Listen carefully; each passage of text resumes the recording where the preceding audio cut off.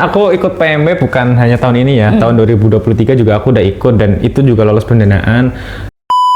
Dari Kak Dana dan Kak Putra sendiri, apa aja sih benefit dan manfaat yang kalian rasakan nih sejauh ini? Mereka tuh untuk mempertahankan kualitas produknya, jadi kadang kalau sehari gak habis tuh langsung dibuang. Bimbing biasanya dosen-dosen yang biasa susah ditemuin gitu, makanya Sibuk banget. iya. Halo semuanya, welcome to Lab Multimedia Kreatif Unsud. Sebelumnya perkenalkan nih, namaku Arin Mutiara. Aku dari Lab Multimedia Kreatif dan di sini aku akan membahas mengenai PMW atau Program Mahasiswa Wirausaha yang tentunya dengan pembicara yang sangat-sangat keren nih teman-teman.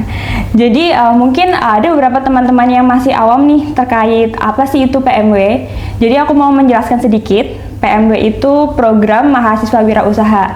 Jadi program ini itu tujuannya untuk meningkatkan jiwa kewirausahaan bagi para mahasiswa.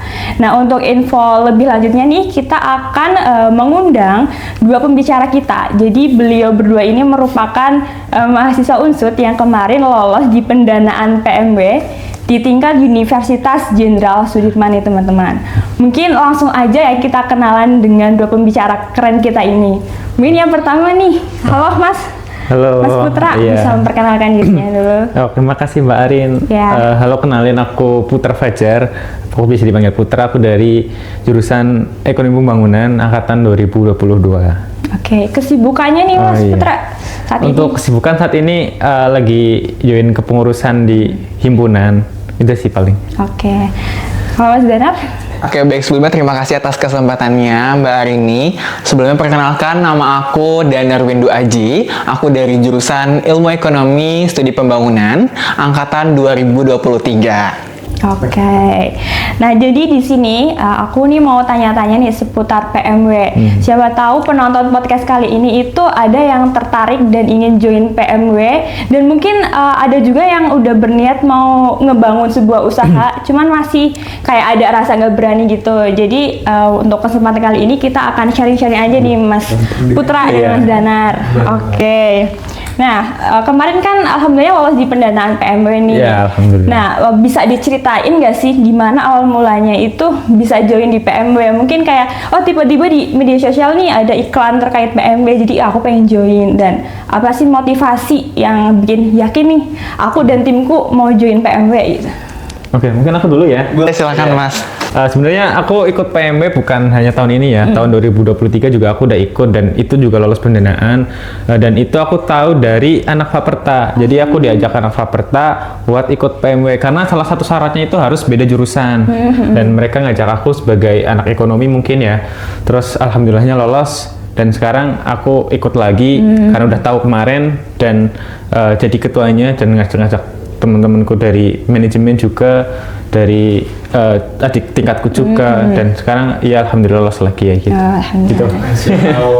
Biasa ya. Iya, kalau Mas Danar gimana nih? Oke, jadi kalau awal mula aku sendiri ya, jadi aku nih pertama kali banget buat ikut PMW dan ini tuh juga diajak sama kakak tingkat aku dan kebetulan aku juga tertarik di bidang marketing karena aku di bagian marketing di PMW gitu, karena aku juga udah tertarik dan juga punya skill yang bisa aku kembangin, kurang lebih kayak gitu sih. Oke. Nah, kalau program PMW ini tuh tahap seleksinya itu lumayan panjang dan agak rumit nih ya Kak.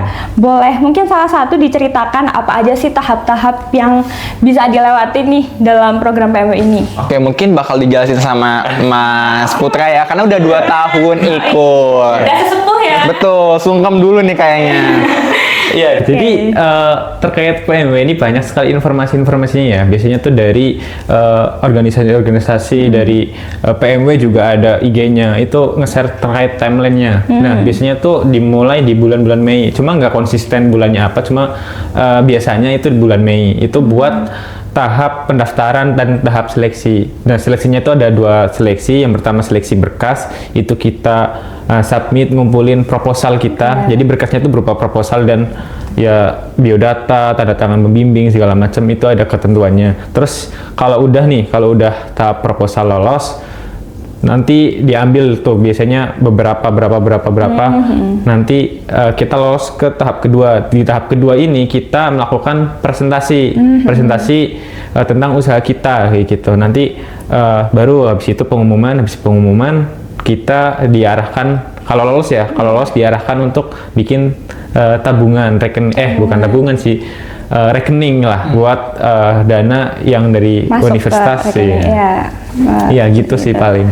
Ada ini nggak sih Kak, kayak laporan nanti setelah periode PMW ini selesai gitu? Oh iya, bukan hanya laporannya, tapi kita juga dapat bimbingan gimana cara ngejalaninnya gimana, terus nanti di tengah-tengah dan di akhir tetap kita ada pendampingan terkait program usaha kita, nanti kita bikin laporannya, pasti ada itu.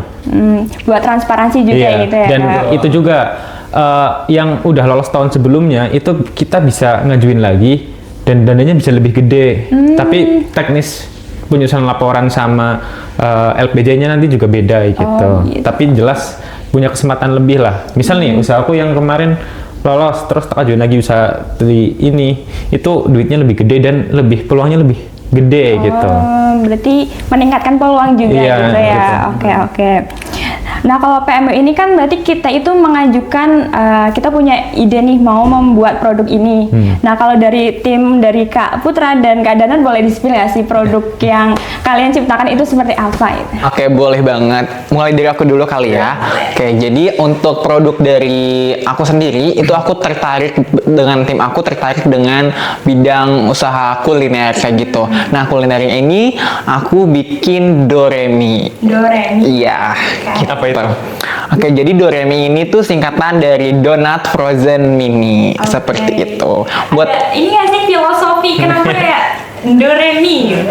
Oke, sebenarnya kita pengen gimana caranya buat kayak konsumen itu tertarik gitu Kak. Ini namanya lucu gitu, apalagi kan Gen Z banget kan gitu. Branding juga. Betul, branding produk aku juga gitu kan.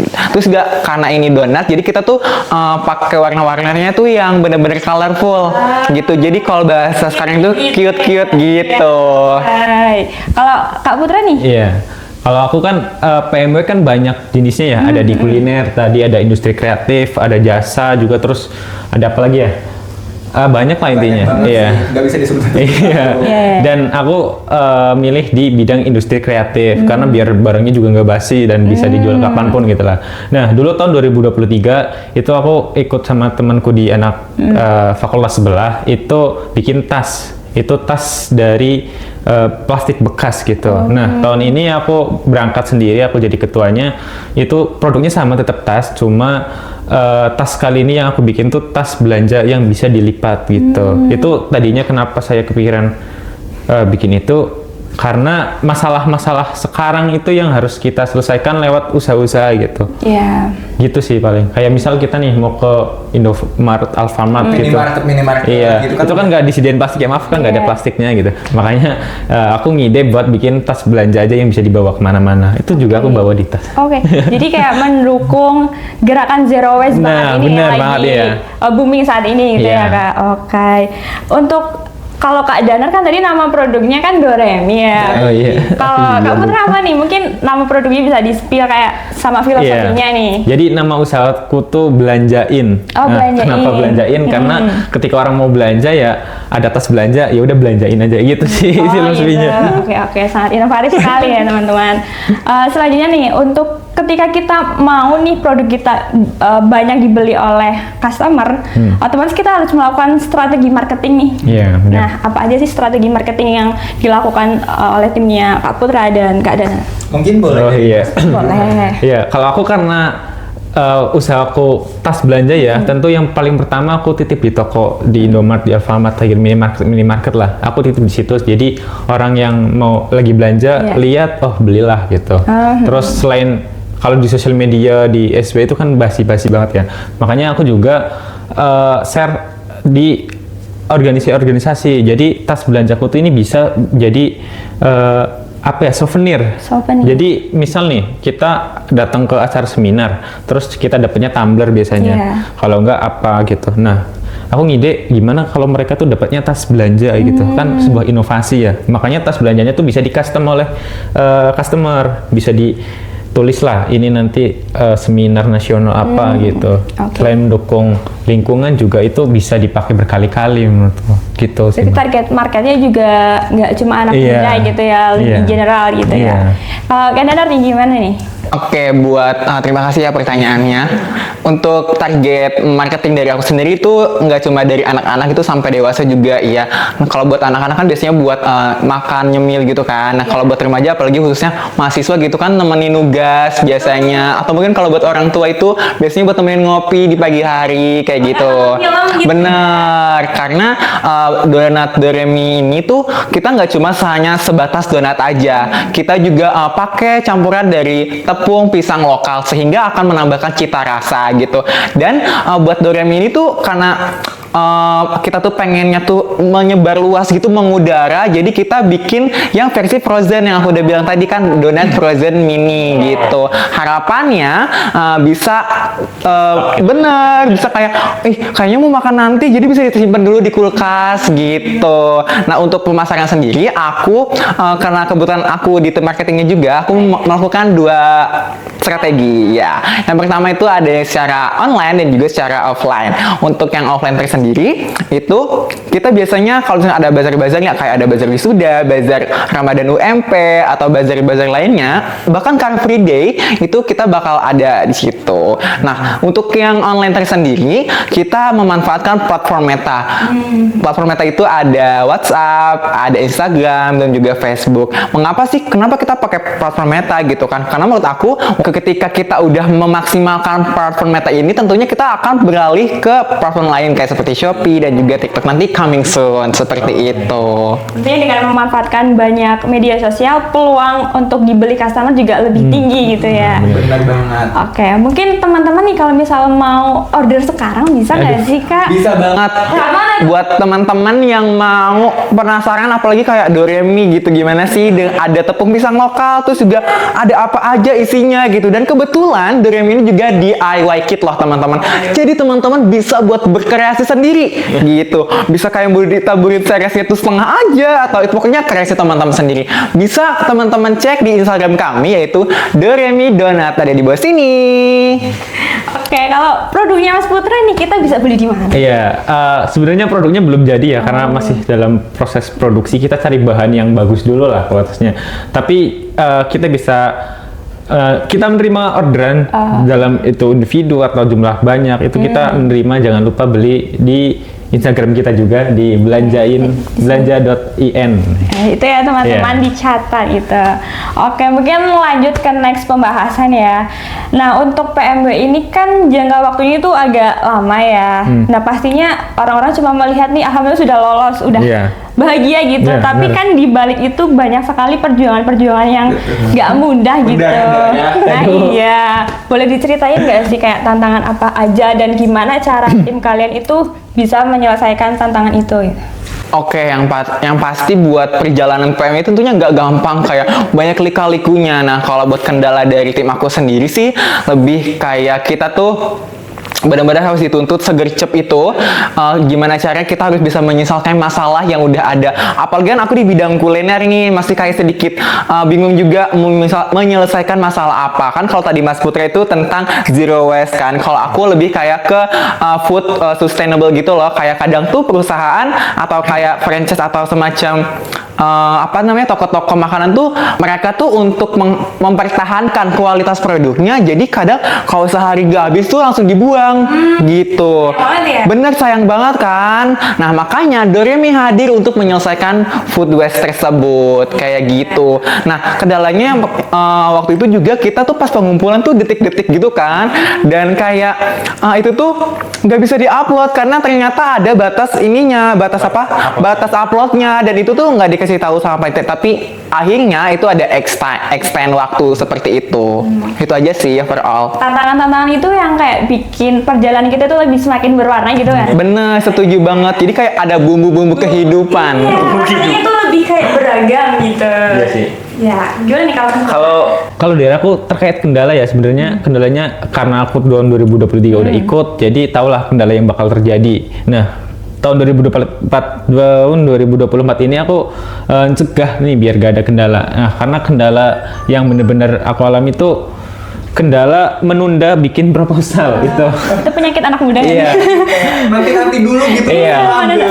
Nah, Soalnya di proposal PMW itu kita harus ada tanda tangan dosen pembimbing. Dosen pembimbing biasanya dosen-dosen yang biasa susah ditemuin gitu. Makanya Sibuk banget. iya, makanya kita kalau ketemu di mendekati pengumpulan itu bisa jadi kendala yang sangat berat sih, kayak gitu. Jadi kita menghindari hal-hal yang sifatnya menunda lah gitu. Oke, intinya kita harus punya timeline sendiri juga Nah, gitu benar. ya, Iya. supaya semuanya bisa kita handle dengan baik. Nah, iya. Intinya time management yang baik. Time management nanti kita akan bahas terkait itu. Oke, Oke. baik.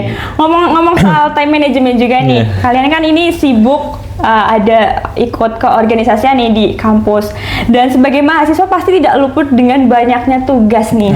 Pasti banget. Iya kan. Nah, gimana sih cara kalian mengatur time management kalian supaya semuanya itu bisa kalian handle dengan baik gitu?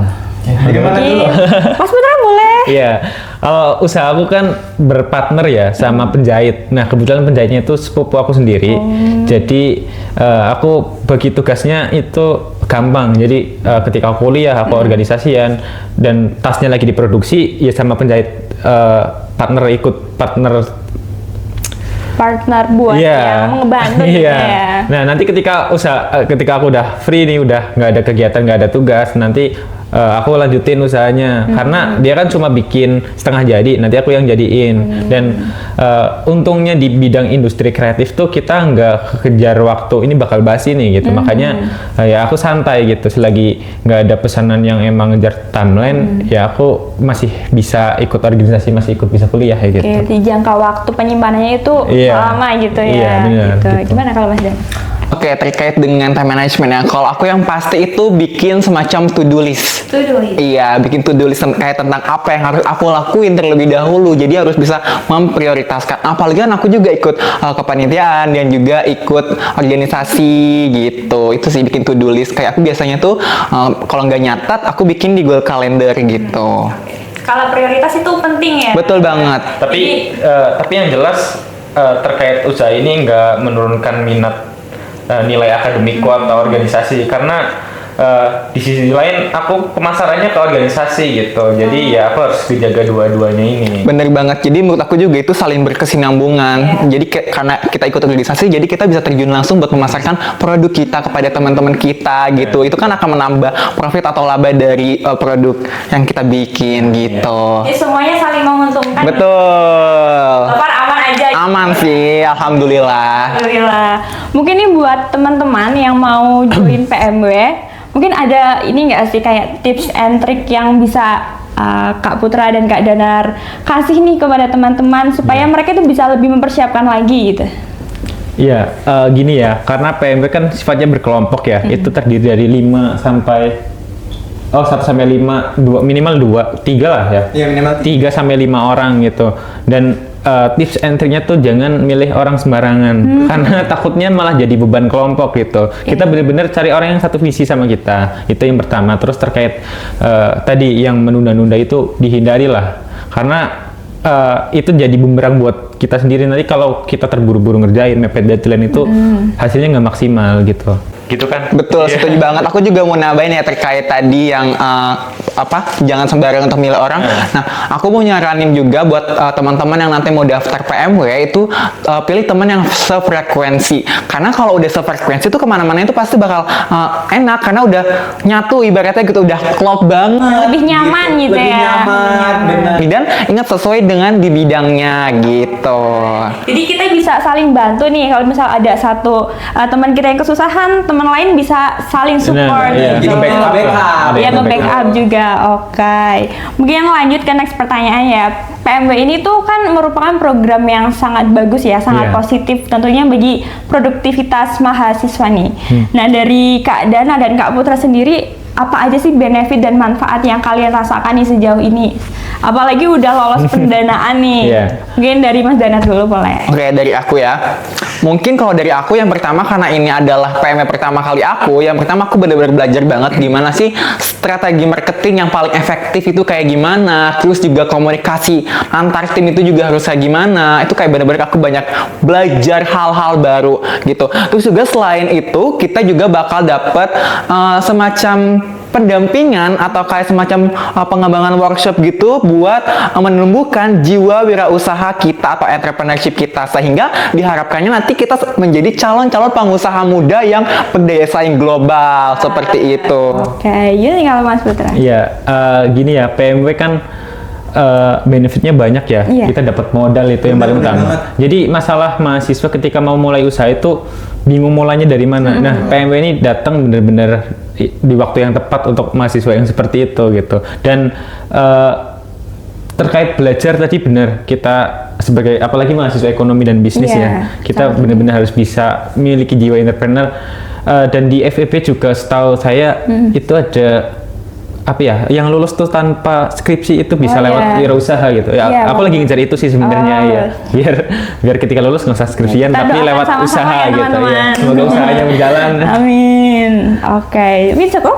Cukup dari itu. Cukup. Oke, mungkin ada nggak sih kata-kata motivasi yang bisa kalian sampaikan nih kepada calon-calon mahasiswa yang mau lolos di pendanaan gitu? Iya. Next. Bagi Mas Putra dulu dong. Ya, terkait kata-kata motivasi gitu ya, bahwa usaha tuh nggak harus perfect, Iya. usaha tuh nggak harus wow gitu, tapi usaha yang bagus tuh usaha yang jalan gitu, yang Setuju. ada profitnya lah gitu, bukan usaha yang stuck gitu. Jadi buat teman-teman semua, jangan malu, jangan ragu untuk mulai usaha. Ketika punya ide bisnis, ketika punya peluang di depan mata, ya manfaatkan itu. Salah satunya lewat program PMW ini. Jadi universitas tuh bikin program PMW ini bukan buat menghambur-hamburkan duit Iya. gitu loh. Jadi ini adalah kesempatan buat mahasiswa bisa belajar kewirausahaan gitu. Bukan hanya mahasiswa ekonomi saja ya, tapi mahasiswa-mahasiswa fakultas-fakultas lain. iya. Mm-mm. Emang ya sejatinya manusia diciptakan untuk berusaha sebenarnya. Masya Allah. Jadi kita bisa jadi bos nih ya. Iya. Bos, jiwa bos. Betul, tapi jangan bosi ya. Iya. Gimana nih Kak? Kalau dari aku sendiri buat teman-teman nanti yang mau ikut PMW sebenarnya jangan pernah takut buat mencoba. Intinya kalau yang pertama sih harus sudah ada ide dan juga cari teman gitu. Karena menurut aku kegagalan itu bukanlah suatu aib. Suatu aib adalah ketika kamu tidak bisa bangkit dari kegagalan itu. Oke, sangat indah sekali nih ya teman-teman kata-kata motivasi yang disampaikan oleh Kak Dana dan Kak Putra. Gimana nih? Sangat keren sekali kan pembicara kita kali ini. Kita harus memberikan applause nih kepada mereka berdua. Dan saya ucapkan selamat juga sudah lolos di Iya, pendanaan PMB Universitas Jenderal Sudirman nih kakak-kakak nih. Oke, aku mau ngucapin special thanks buat Kak Dana dan Kak Putra. Makasih juga udah undang kita ya. Dan makasih Kalian kesempatan berharga juga buat kita diundang di Lab Multimedia Kreatif ini. Maaf ya kalau kurang. Iya, maaf. Kita sama-sama belajar. Oke, terima kasih juga ini udah mau menyempatkan waktunya buat sharing-sharing sama teman-teman di sini juga nih. Dan saya nih selaku host Arin juga mengucapkan permohonan maaf kalau misalnya masih banyak kekurangan, dan terima kasih juga buat teman-teman yang sudah mau menonton dan mendengarkan podcast kita kali ini. Semoga apa yang telah kita bicarakan tadi bisa bermanfaat buat teman-teman semua ya. Nah, jangan lupa tonton podcast ini sampai selesai dan tunggu podcast kita selanjutnya. Dan mungkin cukup sekian dari kami ya teman-teman. Bye bye. Terima kasih.